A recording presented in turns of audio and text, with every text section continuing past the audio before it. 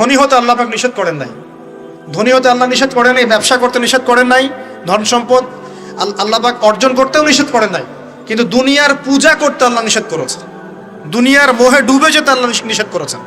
সম্পদ ওসমান রাদিয়াল্লাহু আনহুরও ছিল, কিন্তু সেই সম্পদ তিনি তার প্রয়োজনে যতটুকু লাগতো এতটুকু ব্যয় করতেন, বাকিটা আল্লাহর রাস্তায় ব্যয় করতেন।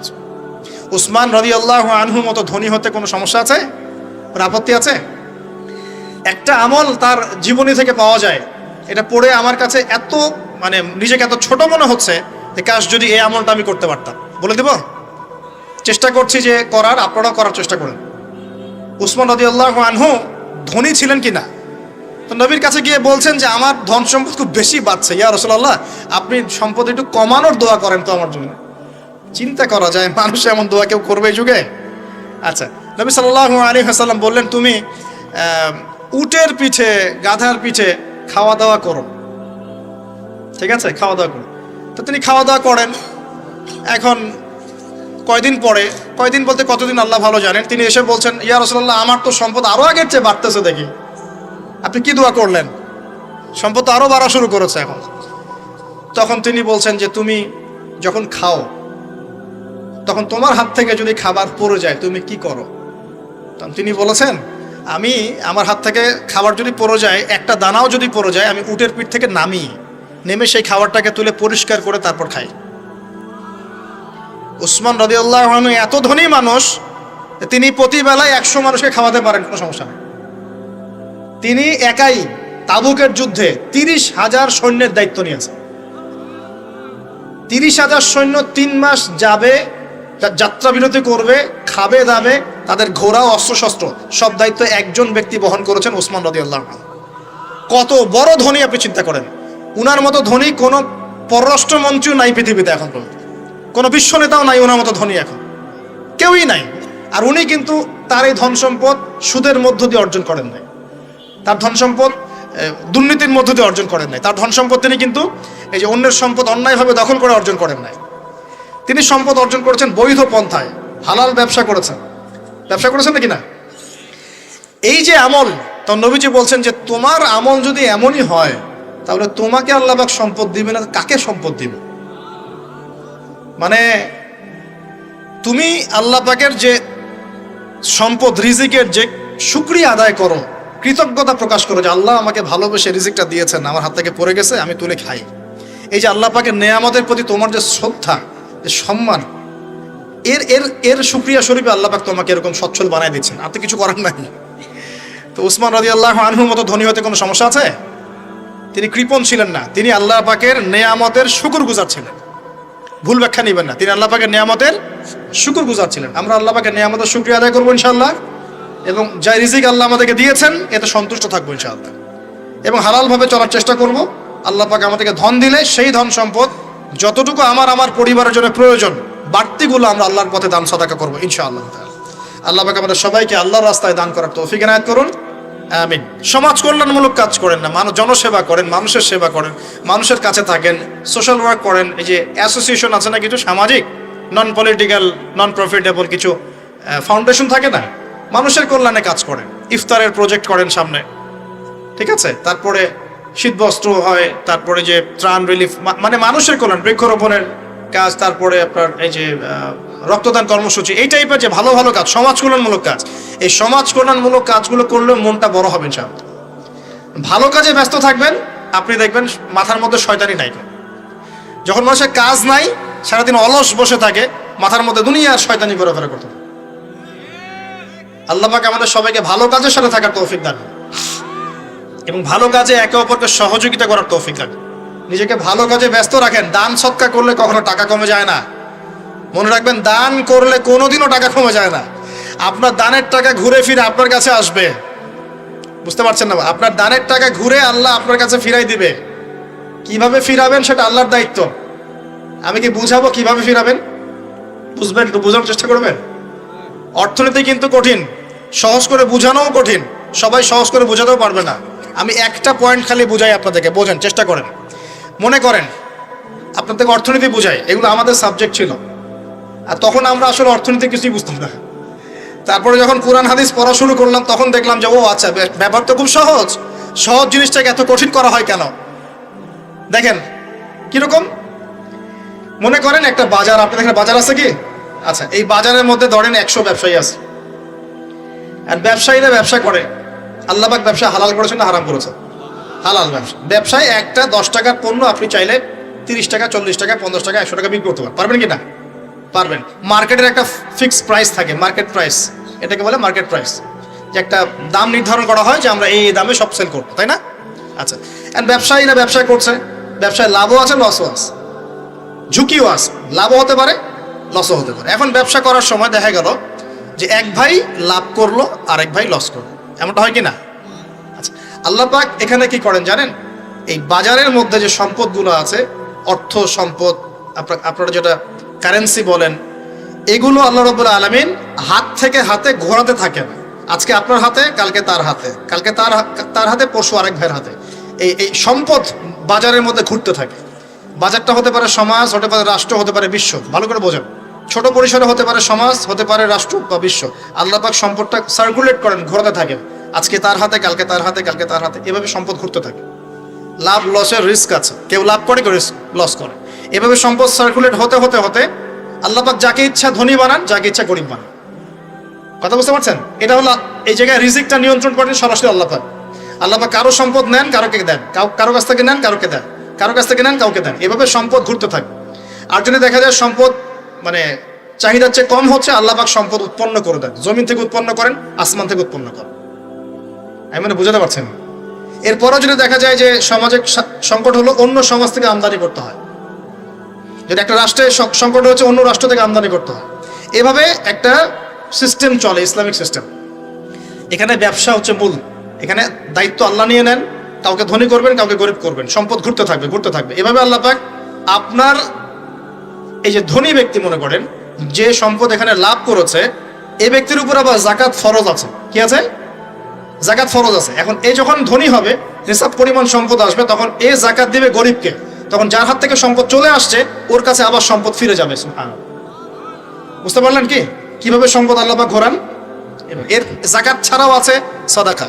সাদাকা ছাড়া সাদাকাতুল ফিতর আছে, অনুদান আছে, এবং নরমালি আল্লাহ পাক কিন্তু সদকা করতে উৎসাহিত করেন। এইভাবে একটা ইকোনমিক সিস্টেম চলতে থাকে, ছোট বা বড় পরিসরে। এইভাবেই মদিনা টিকে ছিল, এভাবেই মদিনার ইকোনমিক সিস্টেম চলতো নবী সাল্লাল্লাহু আলাইহি ওয়াসাল্লামের যুগে। তো সেখানে আরো একটা বিষয় এক্সট্রা ছিল, যেটা এখন নাই। সেটা ছিল গনিমত। সেটা কি? রাসূল সাল্লাল্লাহু আলাইহি ওয়াসাল্লাম সাহাবীরা বিভিন্ন যুদ্ধ এবং জিহাদ করতেন কিনা? না, তারা তো এগুলো করতেন না। মসজিদে বসে খালি সুবহানাল্লাহ পড়তেন। হ্যাঁ নাকি? বদর উহুদ তো হয়নি ইসলামে, হয়েছে? বদর উহুদ বলে কোনো যুদ্ধ হয়েছে নাকি? এগুলো বললে তো দেখা যাবে বাপরে বাপ, অবস্থা খারাপ। হ্যাঁ, জিহাদি বয়ান শুরু করে দিয়েছে। তখনই মুসলিমরা যুদ্ধে গিয়েছে এবং জয় করেছে, তখন বিপুল গনিমতের সম্পদ লাভ করেছে। বুঝতে পারছি? গনিমত মানে ওই যে যাদের সাথে যুদ্ধ হচ্ছে, ওদের সব সম্পত্তি মুসলিমরা তখন পেয়ে যায়, কারণ ওগুলো ছেড়ে ওরা পালিয়ে যাবে। এটা এর মধ্য দিয়ে মুসলিমরা ব্যাপক সচ্ছলতার মুখ দেখেছিল। খায়বারের যুদ্ধে জয়ের মধ্য দিয়ে মুসলিমরা প্রায় 1/3 সম্পদ পেয়েছিল আরবের মধ্যে। জাজিরাতুল আরবের 1/3 সম্পদ শুধু খায়বার যুদ্ধ জয়ের মধ্য দিয়ে লাভ করা হয়েছে। ওইটা তো নাই, এখন ক্লোজড। আমি ওগুলো বাদ দিয়ে এই সিস্টেমগুলোর কথা বললাম, সাদাকা, ব্যবসা ইত্যাদি ইত্যাদি। তার মানে ইসলামিক ইকোনমিক সিস্টেমের মধ্যে আল্লাহ পাক সম্পত্তি নিয়ন্ত্রণ করছেন এবং কাউকে ধনী বানাচ্ছেন, কাউকে গরিব করছেন। সম্পদ হাতে হাতে ঘুরছে, যে ধনী সে আবার জাকাত দিচ্ছে, তখন গরিবের কাছে ধনীর সম্পত্তি চলে আসছে। এখন চলমান সিস্টেমে কি সমস্যা হয়? যখন আপনি ব্যবসাটাকে গুটিয়ে নিয়ে সুদটাকে প্রাধান্য দিচ্ছেন, মানে সুদের মধ্যে কি লাভ লস দুটা রিস্ক আছে, ঝুঁকি আছে কোনো?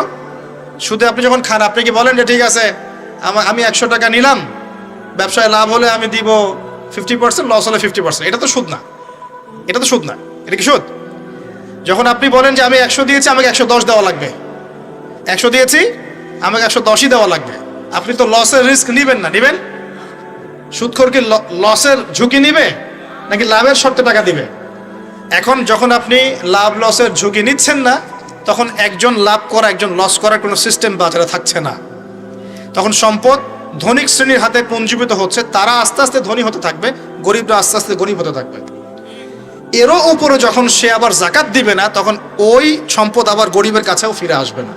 এভাবে সুদের মধ্য দিয়ে সম্পদ সংকীর্ণ হয়ে যায়, একদম একটা মার্কেট, সমাজ, রাষ্ট্র মেসাকার অবস্থা হয়, দেউলিয়া হয়ে চলে যাবে। একটা একটা করে কথা বলেছিলাম, ফলেছিল কি অর্থনীতির কথাগুলো? পাকিস্তানের কথা ফলেছে? পাকিস্তানের সামনে আরো ভয়াবহ পরিণতি আছে। আর এগুলো থেকে শিক্ষা না নিতে পারলে আমাদের সামনে ক্ষতি আছে। এগুলো বলবেই বাকে, বোঝাবেই বাকে। আর আল্লাহ পাক আমাদের কথা গ্রহণ করার মানসিকতা দান করুন। কমপক্ষে কথাগুলো শুনে একটু যাচাই করার তৌফিক আল্লাহ দান করুন। যাচাই করার পর যদি দেখা যায় যে হ্যাঁ ঠিকই বলেছে ছেলেটা, বা কম কিছুটা হলেও ঠিক বলেছে, ওইটুকু অন্তত গ্রহণ করার তৌফিক আল্লাহ দান করুন। একবারে যদি নেগলেক্ট করে দূর এইসব কথা শোনারই দরকার নাই, তাহলে তার কিছু হইল না। সমস্যা নাই, আমাদের কাজ কি? ফাযাক্কির ইন্নামা আনতা মুযাক্কির। আল্লাহ পাক আল্লাহর দ্বীনের দায়ীদের দায়িত্ব দিয়েছেন, তোমরা উপদেশ দিবে, তোমরা শুধু উপদেশ দাতা। লাস্তা আলাইহিম বিমুসাইতির, কারো প্রতি তোমরা দারোগা নাও, চাপ দিয়ে মানাতে হবে, এই দায়িত্ব তোমাকে দেওয়া হয় না। জাস্ট বলে দিয়ে চলে আসে, সামনে আসে। ফাযাক্কির ইন নাফাআতিয যিকরা, তুমি উপদেশ দিবে হে নবী। সায়াযাক্কারু মান ইয়াখশা, যে উপদেশ গ্রহণ করবে সে শীঘ্রই গ্রহণ করবে, যে আল্লাহকে ভয় করে সে শীঘ্রই উপদেশ গ্রহণ করবে ইনশাআল্লাহ তাআলা। প্রিয় ভাইরা, তো এখনকার চলমান বিশ্বের ইকোনমিটা হচ্ছে সুদ ভিত্তিক। এই কারণেই ইকোনমিক সমস্যাগুলো, মন্দাগুলা, স্যাংশনগুলা, করাপশনগুলা, এগুলো সুযোগ থেকে যায়। আদারওয়াইজ ইসলামিক ইকোনমিক সিস্টেম পরিপূর্ণরূপে থাকলে এই সমস্যাগুলো হতো না। রমজান মাসে ওয়াদা নাম্বার 5, কয়টা ওয়াদা করছেন এই পর্যন্ত ভাই? 4টা। ওয়াদা নাম্বার 5 হচ্ছে রমজান মাসে যার যার যাকাত ফরজ হয়, যাকাত অবশ্যই যাকাত আদায় করে দিবেন ইনশাআল্লাহ। করবেন কি না? আপনারা কি মনে করেন যে নামাজই খালি ফরজ, যাকাত ফরজ না? যাকাত ফরজ না? যে কেউ যদি মনে করে নামাজ ফরজ, যাকাত ফরজ না, সে ব্যক্তি কাফের। হ্যাঁ, আমার ফতোয়া না, যে কোনো আলেমকে জিজ্ঞাসা করেন না, যে কোনো মাযহাবের আলেমকে জিজ্ঞাসা করেন, যে কোনো মাযহাবে। মান ফাররাকা বাইনাস সালাতি ওয়াজ যাকাত, যে ব্যক্তি সালাত এবং যাকাতের মধ্যে পার্থক্য করে সে ব্যক্তি মুসলিম মিল্লাত থেকে খারিজ হয়ে যাবে। আবু বকর সিদ্দিক রাদিয়াল্লাহু আনহুর যুগে কিছু মানুষ যাকাত দিত না, দিতে চায় নাই। আবু বকর সিদ্দিকের মতো নরম মানুষ না মনে হয়, নরম মানুষ, নামাজে দাঁড়ালেই ঝরঝর করে কান্না শুরু করেন, নরম মনের মানুষ, তিনি যাকাত অস্বীকারীদের বিরুদ্ধে যুদ্ধ করলেন। ইতিহাস পড়ে দেখেন। তারপরে তারা ভয়ে যাকাত দেওয়া শুরু করলো। একজনের বিরুদ্ধে অ্যাকশন নেওয়া হয়েছে, বাকিরা ভয়ে যাকাত দেওয়া শুরু করেছে। রাষ্ট্রীয় কোষাগার সমৃদ্ধ হলো। মুসলিমরা কি ওই সময় সুদের মধ্য দিয়ে রাষ্ট্রীয় কোষাগার বৃদ্ধি করত? যাকাত ছিল, গনিমত ছিল, সাদাকা ছিল, ব্যবসা ছিল, কৃষি ছিল, এইগুলোর মধ্য দিয়ে তারা সমৃদ্ধ হতো। আর এই সমৃদ্ধি দিয়ে আমরা প্রায় 1200 বছর বিশ্ব শাসন করেছি। কত বছর? 1200 বছর আমরা বিশ্ব শাসন করেছি। আর এখন আমাদেরকে চাইতে হয়, লোন দেন, এই করেন, সেই করেন। আমাদেরকে নিচের হাত হইতে হয়েছে, নিচের হাত। কি লজ্জা আমাদেরকে নিচের হাত হতে হয়েছে, ওরা এখন উপরের হাত। ওরা আমাদেরকে এখন অনুদান দেয়, আবার সুদের শর্ত দিয়ে দিবে। আপনারা তো IMF বুঝবেন না, ওইটাতে আমি যাচ্ছি না। এমন কিছু শর্ত দিবে যেটা রাষ্ট্রের গলার দড়ি চিপে রেখে দিবে একেবারে। এটা যারা এখানে বিজ্ঞ ব্যক্তিত্বরা আছেন তারা বুঝবেন আমার কথা। গলার মধ্যে দড়ি দিয়ে ফাঁস লাগিয়ে রেখে দিবে, এর নাম লোন দেওয়া। গলায় দড়ি দিয়ে ফাঁস ধরে রেখে দিবে, এর নাম লোন দেওয়া। দিবি না মানে টান দিয়ে নিয়ে নিবে। তারপর শ্রীলঙ্কা বানায় রেখে দিবে। শ্রীলঙ্কা এমনি হয়েছে নাকি? ওর গলায় আগে রশি পরাইছে, নে তুই নে, এগুলো সব নে। রশি আস্তে আস্তে টান দিছে দিয়ে এক পর্যায়ে যখন দেখছে এ তো আর আমার কিছু শোধ করতে পারবে না, টান দিয়ে সব নিয়ে নাও, দেউলিয়া শেষ নাই।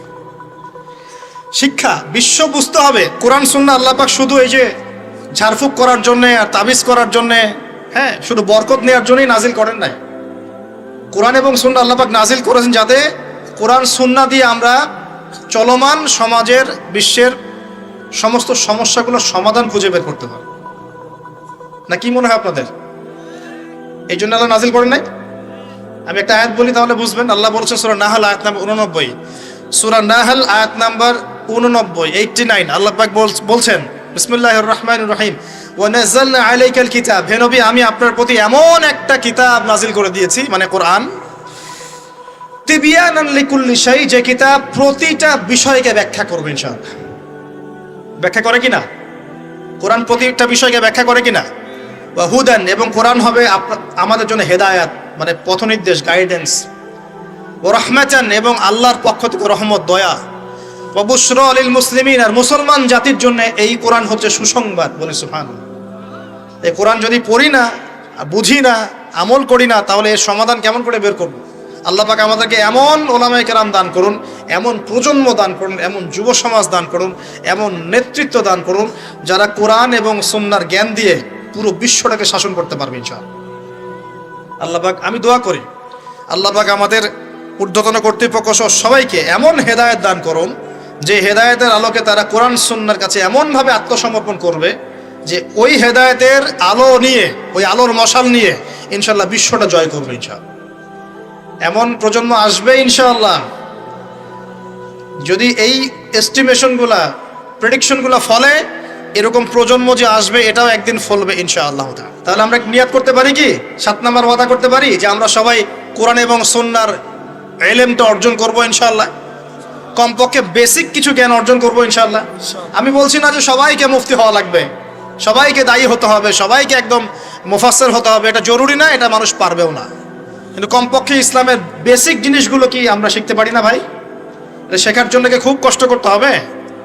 আল্লাহ পাক আমাদের সবাইকে খাস নিয়াত করার তৌফিক দান করুন, খালেস নিয়াত করার তৌফিক দান করুন। দ্বীনের জ্ঞান অর্জন আল্লাহ পাক ফরজ করেছেন ভাই। দ্বীনের জ্ঞান অর্জন করা মুস্তাহাব বিষয় নয়, নফল কিছু নয়। তালাবুল ইলমি ফরিদা আলা কুল্লি মুসলিম, প্রত্যেক মুসলমানের উপরেই দ্বীনের ইলম অর্জন করাটা ফরজ। এটা কি নফল? আমরা নিজেরা অর্জন করব, আমাদের সন্তানদেরকে শেখাবো, মা বোনদেরকেও শেখাবো ইনশাআল্লাহ। মা বোনদেরকে শেখানো লাগবে না ভাই? খালি চুলাই ঠেলবে সারা জীবন? নাকি দিনের কিছু জ্ঞান অর্জন করাতে হবে? নাকি করাতে হবে না? আল্লাহ পাক আমাদের সবাইকে আদর্শ ইসলামিক পরিবার দান করুন বলি আমি। যে কথা বলতে এসেছি, গভীরে চলে গেছিলাম। আপনারা যাকাত দিয়েন রমজান মাসে, আল্লাহর ওয়াস্তে যাকাতগুলো দিয়ে দিয়েন এবং আল্লাহর ওয়াস্তে একটু ওয়াদা করেন আর যাই করেন অর্থনৈতিক জীবনে সুদের সাথে সম্পৃক্ত হবেন না। হবেন? সুদের পাপ কি? নিজের মায়ের সাথে জেনা করা। এ হাদিস কেউ শোনায় নাই ভাই? সুদের পাপের 70টা বা 73টা শাখা আছে। তার সবচেয়ে উঁচুটা আমি বলেছি কোরআন থেকে, আল্লাহ এবং তার রাসূলের সাথে যুদ্ধ করা। সবচেয়ে নিচের পাপটা কি জানেন? সবচেয়ে নিচের পাপ হচ্ছে নিজের মাকে বিয়ে করা। নাউযুবিল্লাহ। নিজের মাকে কেউ বিয়ে করে? এর চাইতেও জঘন্য কাজ হলো সুদ খাওয়া, কারণ সুদের মধ্য দিয়ে মানুষের রক্তকে চুষে খাওয়া হয়। আর মেরাজের রাতে যখন নবী সাল্লাল্লাহু আলাইহি ওয়াসাল্লাম, যে মেরাজের কথা বলছিলাম, তিনি আল্লাহর সাথে সাক্ষাৎ করতে গিয়েছিলেন, তখন জাহান্নামের অনেক আযাব তিনি দেখেছেন। আর কিছু প্রশ্ন করতে পারে মানুষ যে জাহান্নাম কি তাহলে আগেই তৈরি হয়ে আছে, আযাব কি এই সেই, এগুলো অ্যান্সার দেওয়ার জন্য আরেকটা লেকচার লাগবে। মনে রাখবেন, সময় এর নিয়ন্ত্রণ আল্লাহর হাতে। আমাদের কাছে অতীত, বর্তমান, ভবিষ্যৎ এই বিষয়গুলো আছে, আমাদের টাইম ফ্রেমের মধ্যে এটা আছে। আল্লাহ পাকের কাছে এইভাবে সময় না যে অতীত একটা, এটা বর্তমান, এটা ভবিষ্যৎ, এমন নয়। সব কিছু আল্লাহর সামনে, সব কিছু। আমরা যেখানে ঘুরি, এই সৌরজগতে আমরা ঘুরছি, এই যে ওয়াজ করছি যখন আমরা, এখনো জমিনটা ঘুরছে কি না? আমাদেরকে নিয়ে পৃথিবী ঘুরছে শূন্যের মধ্যেই। সুবহানাল্লাহ বলেন। আমাদেরকে নিয়ে পৃথিবী এখনো এই মুহূর্তেও শূন্যের মধ্যে ঘুরছে, আসমানে ঘুরছে কি না? আমরা কি টের পাচ্ছি? টের পাচ্ছি না। সূর্য উঠছে, আমাদের কাছে মনে হয় যে একটা দিন আসলো, ডুবলো, একটা রাত হয়ে গেল। যদি আল্লাহ পাক পৃথিবীর ঘোরার গতিটাকে কমায় দেন, তাহলে কি হবে জানেন? দিন রাত লম্বা হয়ে যাবে। বুঝেন না? মনে হয় আল্লাহ পাক যদি এই যে আমরা ঘুরছি মনে করেন এভাবে, আল্লাহ যদি গতিটাকে কমায় দেন, আস্তে আস্তে ঘোরে, তাহলে দিন রাত লম্বা হয়ে যাবে। বিজ্ঞানীরা বলে, এটা বিজ্ঞানীদের কথা, এটা আমার কথা না, বিজ্ঞানীরা বলে তখন আমাদের দাড়ি চুলও নাকি পাকবে না, বয়সও নাকি বাড়বে না। যাই হোক, ওটা ওদের থটস, এটা আমাদের থটস না। আলোর বেগে যদি মানুষ মহাবিশ্বে, মহাকাশে সফর করতে পারে, আলোর বেগের চেয়ে বেশি বেগে, এখনকার সায়েন্সরা বলে, ওরাই বলে যে মানুষ তখন ফিউচারে চলে যেতে পারে, ভবিষ্যতে যেতে পারে, আলোর বেগে যদি সফর করতে পারে। এটা ওদের কথা, আমরা এইসব আলোচনা যাচ্ছি না। বলছি সময়ের নিয়ন্ত্রণ কার হাতে? আল্লাহর হাতে। বারজাখ বলে একটা জগৎ আল্লাহ তৈরি করেছেন। কি নাম? বারজাখ। এই জগৎটা হচ্ছে আমাদের দুনিয়ার জগৎ আর জান্নাত জাহান্নামের যে কিয়ামতের দিন, এর মাঝখানের একটা জায়গা। এখানে ইল্লিন আর সিজ্জিন দুটো স্তর আছে, একটা নাম ইল্লিন, একটা সিজ্জিন। এই দুনিয়ার নেককার মানুষ যারা, তাদের আত্মাগুলোকে আল্লাহ পাক এই যে ইল্লিনে নিয়ে গিয়ে রেখে দেন। আর দুনিয়াতে যারা পাপাচারী, তাদের আত্মাগুলোকে আল্লাহ পাক সিজ্জিনে রেখে দেন। এই যে কবরের যে আযাব, যে আমরা একটা কথা বলি, এটা আযাব বলতে রুহের আযাব। কিসের আযাব? রুহ। দেহ তো আপনার নাই, ওখানে দেহ আছে? দেহ তো পচে গেছে, গলে গেছে, তাহলে আযাবটা কিসের? রুহের। বুঝাচ্ছি, আমি এই পড়াশোনাটা করেছি ইমাম গাজ্জালী রাহিমাহুল্লাহর বই থেকে। এত গভীর মানে লেখা, মানে ধরতে গেলেও মনে হয় যে একটা লাইন 10 বার পড়তে হচ্ছে। একটা এক্সাম্পল দিয়ে তিনি বোঝাচ্ছেন এভাবে। তিনি বলছেন এটা একটা উদাহরণ মাত্র, এটাই প্রকৃত ব্যাখ্যা না, একটা উদাহরণ মাত্র। বোঝানোর চেষ্টা করছেন তিনি এভাবে যে আমরা যখন ঘুমাই, অনেকে ভালো স্বপ্ন দেখেন না? ভালো স্বপ্ন দেখে আপনার কাছে ভালো লাগছে, খুব মজা লাগছে না? স্বপ্নের মধ্যে আপনি কি মানে ভালো ফিল করছেন, মাশাআল্লাহ ভালো লাগছে, ঘুরছেন ফিরছেন খাচ্ছেন। যখন কোনো খুব ভালো আপনি একটা স্বপ্ন দেখেন, আপনার কিন্তু ভালো লাগে। আপনি স্বপ্নে, ঘুমন্ত অবস্থাতেই আপনি স্বপ্নে বাস্তবের ফিলিংস পাচ্ছেন, এমন হয় না? আল্লাহ পাক যদি আপনাকে স্বপ্নের মধ্যে রেখে দেন, ধরেন 1 বছর 1.5 বছর 2 বছর, তার মানে 1-2 বছর আপনি স্বপ্নের মধ্যেই বাস্তবের ভালো লাগার ফিলিংসটা পেতে থাকবেন, কিন্তু আপনি ঘুমিয়ে আছেন। বাইরে থেকে আমি আপনাকে দেখছি যে আপনি ঘুমিয়ে আছেন, কিন্তু আপনি ঘুমন্ত অবস্থাতেও ভালো স্বপ্ন দেখেই ভালো ফিল করছেন। তিনি বোঝাচ্ছেন, উদাহরণ দিয়ে বোঝাচ্ছেন, এটা কিন্তু ব্যাখ্যা নয়, জাস্ট একটা বুঝাচ্ছেন উদাহরণ দিয়ে। আল্লাহ পাক যখন শহীদদের রূহগুলোকে জান্নাতে রেখে দেন, জান্নাতে তারা এইভাবে রূহগুলো ঘুরতে থাকে, ফল ফলাদি খেতে থাকে, পাখির মধ্যে রূহ দিয়ে দেন, সবুজ পাখি, এই পাখি উঠতে থাকে, তারা ভালো ফিল করতে থাকে। ওই হায়াতটাকে আল্লাহ পাক তাদের কাছে বাস্তব বানিয়ে দিয়েছেন। কথা বুঝতে পারছেন? ওই হায়াতটাকে আল্লাহ পাক তাদের কাছে বাস্তব বানিয়ে দিয়েছেন। তাদের কাছে মনে হচ্ছে এটাই বাস্তব, এটাই জগৎ। আল্লাহ চাইলে করতে পারেন না? একটা ঘুমন্ত মানুষকে যদি আল্লাহ করতে পারেন, তাহলে শহীদদের ব্যাপারে করতে পারেন না? পারেন। আবার ধরেন একজন মানুষ পাপাচারী, আপনি কখনো কখনো স্বপ্ন দেখেছেন, ভয়ের স্বপ্ন, আটকে উঠছেন, শ্বাস বন্ধ হয়ে যাচ্ছে, এমন হয়নি অনেকদিন? আর হবে তো বেশি, কারণ কানে তো হেডফোন দিয়ে গান শোনেন, আর হেডফোন কানে দিয়ে ঘুমান, FM শুনতে শুনতে ঘুমান, হ্যাঁ এই কি করতে করতে ঘুমান। ঘুমানোর আগে তো দোয়া কালাম নাই, দোয়া কালাম মাসলুম দোয়া কালাম তো নাই, সূরা মুলক নাই, সূরা বাকারা শেষের আয়াত নাই, ইত্যাদি নাই, পবিত্রতা নাই, বিছান ঝাড়েন না, লাইটস অফ করেন না। আপনার সুন্নত মাফিক তো ঘুমাচ্ছি না আমরা। ঘুমানোর কতগুলো সুন্নত জানেন? ঘুমানোরই কত সুন্নত আছে। ইস্তেঞ্জা করতে হয়, ওযু করে আসতে হয়, পারলে মেসওয়াক করে নেয়, বিছান ঝাড়তে হয়, বিসমিল্লাহ বলে লাইট অফ করতে হয়, দরজায় খিল দিতে হয়, পাত্র যদি থাকে খাবার পাত্র, পানির পাত্র ঢেকে দিতে হয়, তারপরে পড়তে হয় বিছানায় গিয়ে আয়াতুল কুরসি, সূরা বাকারা শেষের 2-3টা আয়াত, সূরা ফালাক নাস ইখলাস, হাত একত্রিত করে ফু দিয়ে সারা গা মাসাহ করতে হয়। ডান কাত হয়ে আল্লাহুম্মা বিইসমিকা আমুতু আহইয়া বলে এই যে 33 বার সুবহানাল্লাহ, 33 বার আলহামদুলিল্লাহ, 34 বার আল্লাহু আকবার পড়তে পড়তে ঘুমাতে হয়। কয়জন জানে কয়জন ঘুমানোর সুন্নত? ঘুমানোর আগে এখন কানে হেডফোন, ব্লুটুথ, হাবি জাবি এইসব দিয়ে যুবকরা ঘুমাচ্ছে। প্রতিটা কাজ নবীর সুন্নত মতো করার চেষ্টা করবো, আল্লাহ পাক তৌফিক দান করুন। এই যে 9 নম্বর ওয়াদা করেন, জীবনের প্রতিটা কাজ নবীর সুন্নাহ মতো করবেন। রাজি আছেন ইনশাআল্লাহ?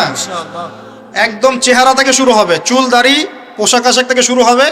আল্লাহ পাক যত উপরে নিয়ে যাবেন, আপনি যেখানেই যান নবীর সুন্নত বাস্তবায়ন করবেন ইনশাআল্লাহ তাআলা। আল্লাহ পাক তৌফিক এনায়েত করুন, বলি আমিন। মনে করেন খারাপ স্বপ্ন দেখছেন, খারাপ স্বপ্নে এখন আপনি কষ্ট পাচ্ছেন, দেখছেন যে পানিতে ডুবে যাচ্ছেন, দেখছেন যে আপনি আগুনে পুড়ে যাচ্ছেন, নাউজুবিল্লাহ, দেখছেন যে আপনি হয়তো কেউ আপনার শ্বাস গলা চিপে ধরেছে ইত্যাদি, মানে আপনি কষ্ট পাচ্ছেন। বাহির থেকে কিন্তু আমি আপনার কষ্ট বুঝতে পারবো না, পারবো? আপনি ঘুমিয়ে আছেন, ঘুমিয়ে আপনি কষ্ট পাচ্ছেন। এখন এই ঘুমন্ত কষ্টের স্বপ্নটাকে আল্লাহ পাক যদি 5 বছর লম্বা করে দেন, পারবেন কি না? আল্লাহ পাক পারেন কি না? 5 বছর ঘুমিয়ে আছেন আপনি, উঠতে পারতেছেন না। এখন এটা হয় না, আল্লাহ চাইলে পারেন, সম্ভব কিনা? আল্লাহ পাক 309 বছর ঘুম পাড়ায় রাখেন নাই মানুষকে, আছে না দলিল? কোরআনে আছে না? কোন সূরায়? এই তো মাশাআল্লাহ, মাশাআল্লাহ, সূরা কাহফে আছে না? 309 বছর আল্লাহ পাক 9 জন 10 জন ছেলেকে ঘুম পাড়ায় রাখছেন না? রাখছেন। তো এখন মনে করেন যে আল্লাহ পাক আপনাকে ওই কষ্টের আযাবটাকে লম্বা করে দিলেন, কষ্টের ওই স্বপ্নটাকে লম্বা করে, তাহলে আপনি কিন্তু ঘুমের মধ্যেও কষ্ট ফিল করবেন। এখন কবরে যদি আল্লাহ পাক বারজাখের জীবনে সিজ্জিনে কিছু আত্মাকে রেখে আত্মাগুলোকে আযাব দেন, এবং ওইটাকেই যদি তাদের কাছে বাস্তব ফিল দিয়ে দেন, তাহলে কি তার আযাব পাবে না? অনেক ব্যাখ্যা আছে, যেগুলো নিয়ে আলাদা লেকচার দেওয়া লাগে। এতটুকু বোঝেন যে আল্লাহ পাক ইন্নাল্লাহ আলা কুল্লি শাইইন কাদির, আল্লাহ পাক প্রতিটা বিষয় সম্পর্কে ক্ষমতাবান। আল্লাহ পাকের হাতেই সব ক্ষমতা, আল্লাহ সব করতে পারেন। যে আল্লাহ পাক আমাকে শ্বাস নেয়ার ক্ষমতা দিচ্ছেন, নিঃশ্বাস নিচ্ছি, একটা নিঃশ্বাসের দাম কি অন্য কেউ দিতে পারবে? যে আল্লাহ পাক এনভায়রনমেন্ট বায়ুমণ্ডলের মধ্যে নাইট্রোজেন গ্যাস দিয়ে দিয়েছেন, এই গ্যাস কি কে দিয়ে, অন্য কেউ দিয়েছে? যে আল্লাহ পাক শ্বাস নেওয়ার জায়গা দিয়েছেন, আমাদের হার্ট যে পাম্প করছে, জন্মের সময় থেকে পাম্প করছে, এখন পর্যন্ত থামে নাই। একদিন এক মিনিটের জন্য থেমে গেলেই শেষ। এটা কে চালু করে রেখেছে? যে আল্লাহ এত কিছু করতে পারেন, সেই আল্লাহর পক্ষে নবী সাল্লাল্লাহু আলাইহি ওয়াসাল্লামকে তার কাছে নিয়ে যাওয়া, এই আযাবগুলো দেখানো এমন কঠিন কিছু? এগুলো নিয়েও এখন মানুষ প্রশ্ন তোলে। ইমান কোন জায়গায় চলে গেছে চিন্তা করেন।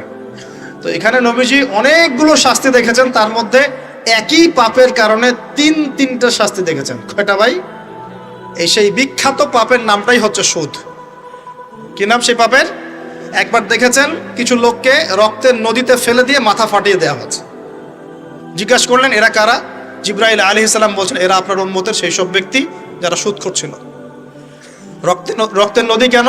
কারণ রক্ত চুষে খাইতো তারা মানুষ। মাথা কেন ফাটাই দেওয়া হচ্ছে? কারণ এই মাথা দিয়ে বলেছিল ইন্নামাল বাইউ মিসলুর রিবা, ব্যবসা সুদ একই জিনিস। এই শয়তানি মাথা থেকে বেরোছে, এই কারণে মাথা ফাটিয়ে দেওয়া হচ্ছে। আর একটা শাস্তি দেখেছেন, তারা পাথর খাচ্ছে, পাথর, বড় বড় পাথর খাচ্ছে, পিছনের রাস্তা দিয়ে পাথর বের হয়ে যাচ্ছে। জিজ্ঞাসা করলেন কাদের কি কারণে শাস্তি দেওয়া হচ্ছে? জিবরাইল আলাইহিস সালাম বললেন এটাও সুদের কারণে। 3 নাম্বারটা দেখেছেন তিনি, যে কিছু মানুষ শুয়ে আছে আর এই পেটটা, এই বাড়ি, আমাদের বাড়ি যেমন উঁচু, বাড়ির মতো উঁচু হয়ে আছে পেটটা, আর পেটের ভিতরে অজগরের মতো বড় বড় সাপ কিলবিল কিলবিল করছে। আর এই 3টা শাস্তি তিনি দেখেছেন। দেখে জিবরাইল আলাইহিস সালামকে বলছেন এই 3টা শাস্তি কি কারণে? 3টার ক্ষেত্রেই জিবরাইল আলাইহিস সালাম বলেছেন সুদের কারণে, সুদের কারণে, সুদের কারণে। আল্লাহ পাক আমাদেরকে হেফাজত করুন। 10 নাম্বার নিয়াত, আমরা সবাই হালাল খাওয়ার চেষ্টা করবো ইনশাআল্লাহ। আমরা হারামের দিকে যাবো না ইনশাআল্লাহ। হালাল রিজিক আল্লাহ যতটুকু দিবেন এতটুকুতে সন্তুষ্ট থাকবো ইনশাআল্লাহ।